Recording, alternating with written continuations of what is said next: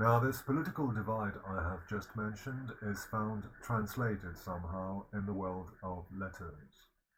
So the first set of trends we have to examine is connected with the court.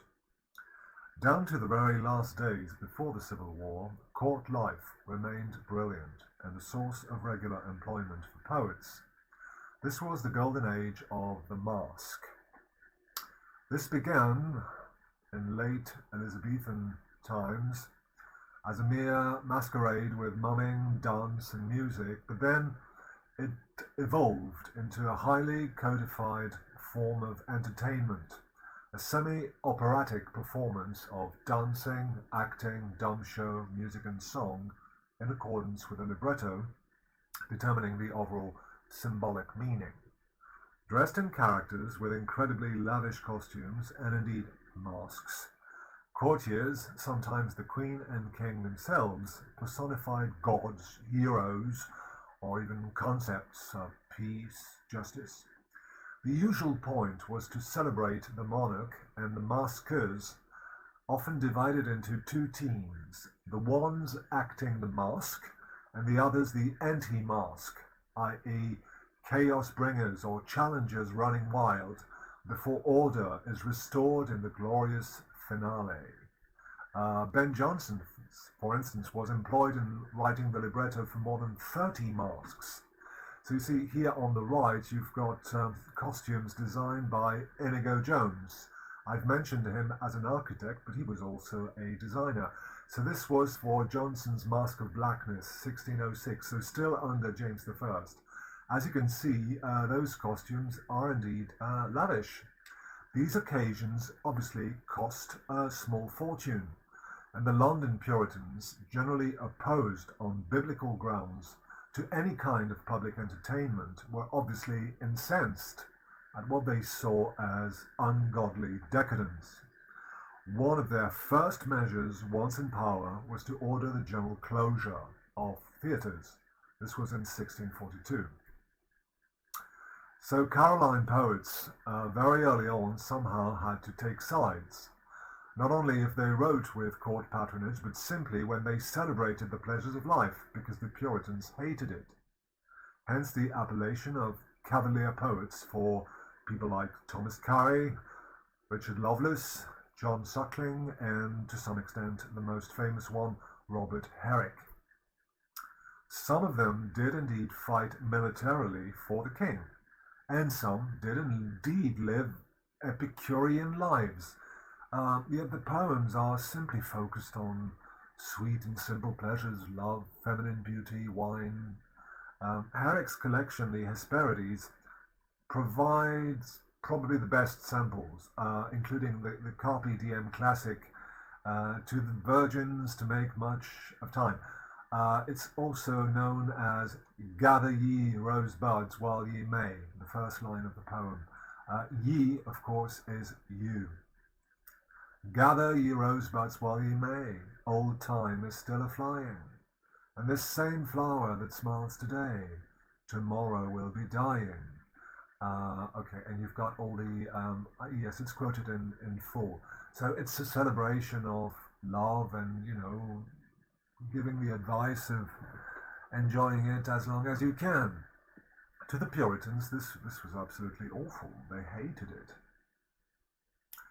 Not exactly on the opposite side, but in a totally different perspective, the greatest poetry of the period came from the pens or quills, you see les plumes d'oie, of men of a, let's call it a religious and meditative nature, whom the 18th century critic Dr. Johnson famously grouped under the description of the metaphysical poets. This is the sort of label you can put on all of them, though they have different religious and even metaphysical options. The first and greatest of them is undoubtedly John Donne. He was born a Catholic, but nevertheless he was able to study at Cambridge. However, he could not take his degree because he was a Catholic. He had to swear the oath of supremacy, and as a Catholic he could not. Then he later suffered renewed persecutions, and this is probably what led him to convert to Anglicanism. He then traveled widely. He fought as a soldier, for instance, alongside Sir Walter Raleigh in Spain in 1596. He also married against his parents' wishes. Sadly, 3 of his children died in infancy, and he was probably that was maybe the start of his metaphysical concern. He was so affected that he actually published an essay on suicide.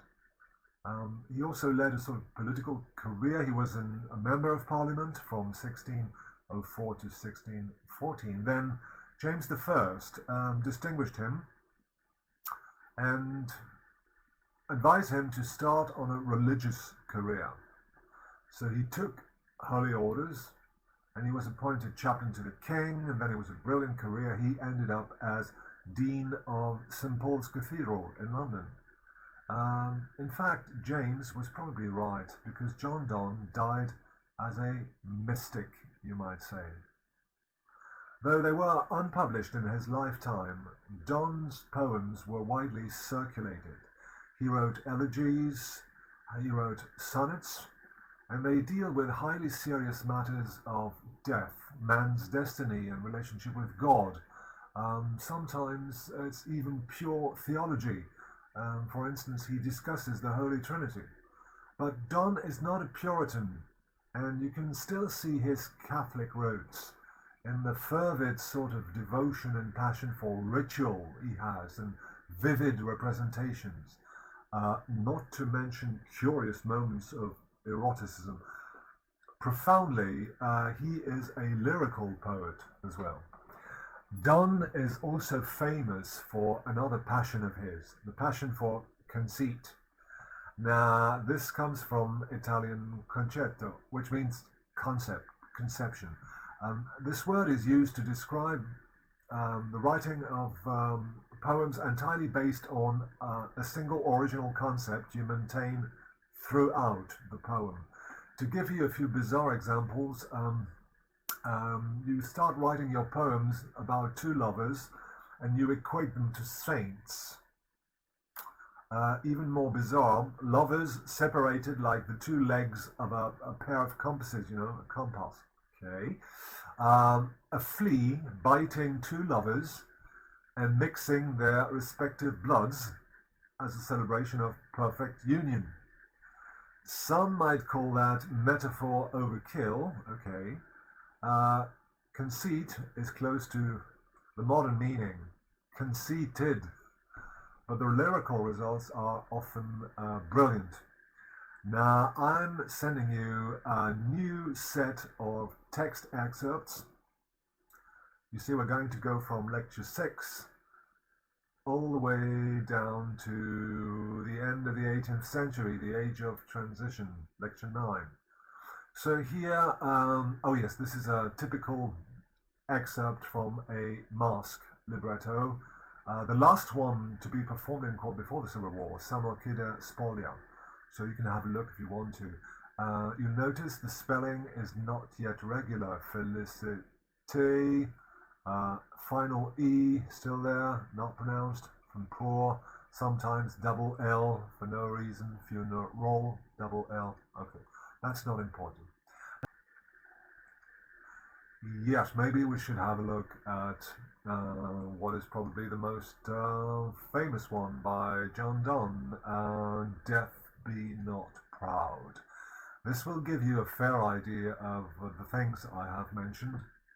The theme, of course, is metaphysical and religious, death, but you will also see the passion I have mentioned, and this business of conceit, how he builds the whole poem as a rhetorical exercise, surrounded the notion that death is a person you can talk to, an individual. Remember, in English, death is very often personified as masculine, but that's not the main thing here. So he talks to death, basically. Death, be not proud, though some have called thee mighty and dreadful, for thou art not so. For those whom thou think'st thou dost overthrow, die not, poor death, nor yet canst thou kill me. From rest and sleep, which but thy pictures be, much pleasure, then from thee much more must flow. And soonest our best men with thee do go, rest of their bones and souls delivery. Thou art slave to fate, chance, kings, and desperate men, and dost with poison, war, and sickness dwell, and poppy or charms can make us sleep as well, and better than thy stroke. Why swellest thou then? One short sleep past, we wake eternally, and death shall be no more. Death, thou shalt die. You see, this is fairly obvious. Death is compared to sleep, and sleep is actually better than death. And there's nothing special about it. Death does not make decision. It should not be proud. It should not swell. It should not inflate. Ultimately, the reason is that there will be Christian salvation. One short sleep past, and then we wake eternally, and death is no more. Therefore, death shalt die. You see the idea? Typical of rhetoric in the service of, purely verbal play, but also a very deep-seated, passionate feeling about death, real Christian hope, and the possibility that death is nothing, and that death, like a human being who is overproud, can be put down in direct dialogue. Death, be not proud, death, thou shalt die. Right, I must examine a number of other metaphysical poets of interest. First we have another Anglican priest, George Herbert, who is famous for The Temple.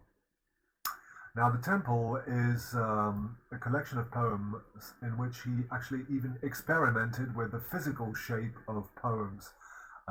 Here on the right, you have Easter wings. I should try to, I'll correct that. You see that the shape of the poem, it's printed in the shape of wings, two opposite pages, so that the reader sees wings, actually. People think these things were invented in the 20th century. They were not. Already in the 17th century, some people had similar ideas for visual inventions. I must also mention Richard Crashaw, who later converted to Catholicism. He was expelled by the Puritans from his Cambridge living. He had to take refuge on the continent in 1643. He published a number of collections, including epigrams. Then there is Henry Vaughan. Yes, I must mention Henry Vaughan. Vaughan was a Welshman, like Herbert, and he spent most of his life as a near recluse in Wales after his conversion to really burning Christian faith. His most famous collection is Silex Scintillant, the sparkling flintstone, the sheer angelic purity of his verse. It's very simple. It's almost like pre-Wordsworthian, Wordsworth being a great romantic poet we will study later on. I think these poems could melt the heart of the most entrenched materialist on an angry day. I'll give you an example. Here you have, that's Herbert. Oh yes. This is from a poem called The Bird. Hither thou comest, the busy wind all night blew through thy lodging, where thy own warm wing thy pillow was. Many a sullen storm, for which coarse man seems much the fitter born, rained on thy bed, and harmless head. And now, as fresh and cheerful as the light, thy little heart in early hymns doth sing unto that Providence whose unseen arm curbed them and clothed thee well and warm. All things that be praise him, and had their lesson taught them when first made. You see, he's just about a bird, and that image of the bird which he finds in the morning singing after a stormy night. He gets this idea of providence. This little bird is perhaps more simple, pure, and intelligent than coarse man, because somehow the lesson is taught when God first made the little bird. So right from the start, God had it all planned, and everything is perfect. And if we pay attention to nature, to small things, everywhere we will see evidence of God's superiority and plan. Okay, fairly classic, but again, notice the beauty and simplicity of the verse. Okay, finally, there were, as I said, metaphysical poets on both sides. Again, do not equate the metaphysical poets with the parliamentary side of the Civil War. In fact, Vaughan and Crashaw were definitely closer to the king's side, obviously. Still, let's mention Andrew Marvell, definitely a supporter of Parliament. He was the tutor of General Fairfax's children. General Fairfax was obviously a parliamentary general, and he enjoyed Cromwell's protection, like Milton, whom we will soon mention. He actively collaborated with the Commonwealth regime as an MP, and he was also a secretary to the Council of State. Nonetheless, he managed to escape any kind of punishment at the time of the Restoration later on. Marvell is metaphysical inasmuch as almost every subject, even the description of a country house, of a building, allows him, a building and park, allows him to reach a higher, purely intellectual plane. T.S. Eliot, the 20th century poet and critic, therefore identified him as being among the first to suffer from what T.S. Eliot called the dissociation of sensibility. That is, a preference for separating intellectual considerations from personal feeling and concrete experience. You see, with Vaughan, when he describes the bird, it's still very much personal and indeed very concrete. With Andrew Marvell, you have the beginnings of this trend in English poetry where distance sets in and things are considered almost in the pure intellectual light, and somehow personal feeling, concrete experience is set aside. And this will probably last until Romanticism